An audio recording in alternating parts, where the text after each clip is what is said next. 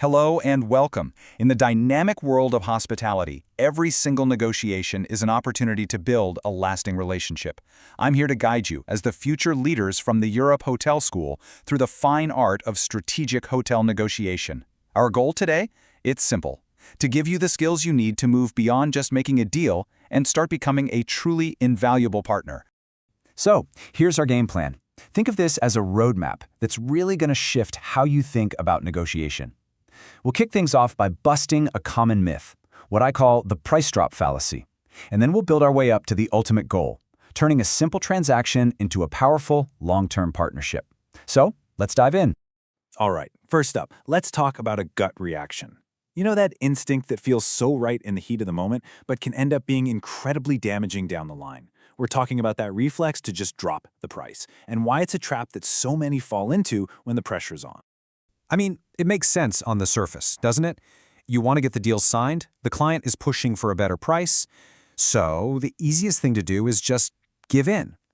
But what seems like a simple fix can quietly start to eat away at your hotel's health, and honestly, set a really dangerous precedent for the future.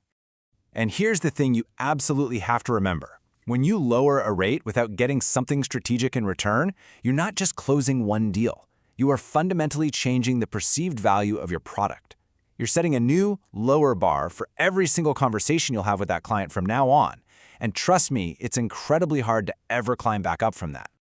Okay, so if just dropping the price is a bad move, what's the right one? Well, it all starts with a major shift in how you see the situation. It's about learning to look past the price tag to figure out what your clients are really trying to accomplish. In this slide, this just lays it out perfectly. A client might say, I need a lower rate, but what they're often thinking is, I'm really worried about this event going off without a hitch, or I have to know for sure that my team will have rooms during the busiest week of the year. The rate is often just a symptom of a much deeper need. So, the big question is, how do you get to those deeper needs? It's simple, really. You ask better questions. You ask open-ended questions about their goals, their biggest headaches, and what a huge success would look like for them. That one simple shift turns a back-and-forth haggle over price into a genuine, collaborative problem-solving session. So, if we're taking price drops off the table, what options does that leave us with? What tools do we have? Well, this is where your expertise and your creativity really shine. It's time to open up the concession toolkit. Now take a look at this. Notice something? None of these are just a straight discount. Every single one is a specific solution that's targeted to a specific client problem.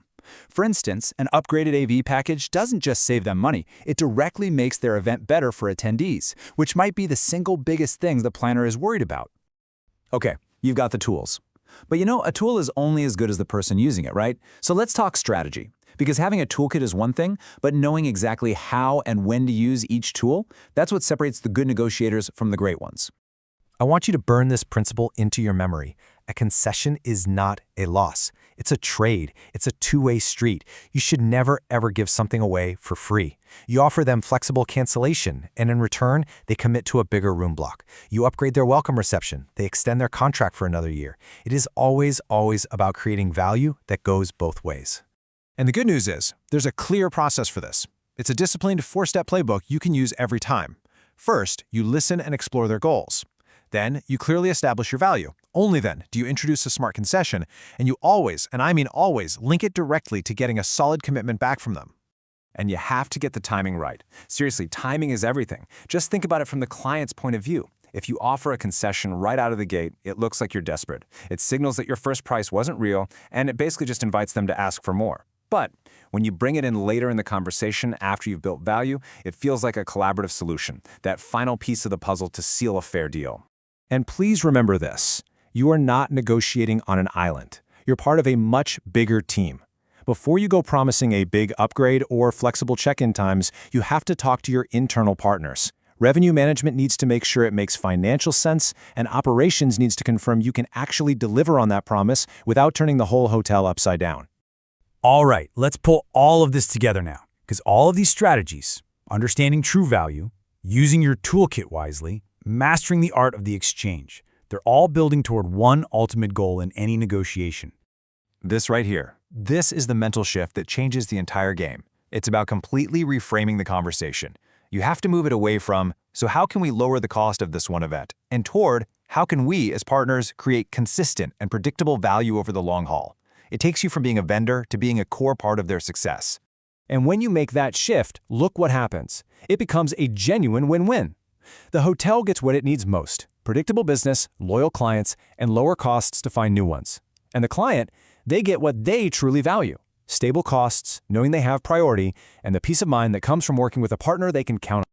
You know, at the end of the day, all of this hard work, this disciplined approach, it's all building your single most powerful asset, and that's trust. When your clients know that you are fair, that you're creative, and that you're a reliable partner, they will come back to you again and again. Your reputation for being a great partner becomes your best sales tool. So, I'll leave you with this one question. Because really, it all comes down to a choice that you get to make in every single client interaction. Are you going to be a discounter, just focused on this one transaction? Or are you going to be a partner, focused on building the relationship? Your answer won't just decide the outcome of one deal. It will define the entire trajectory of your career. The choice is yours.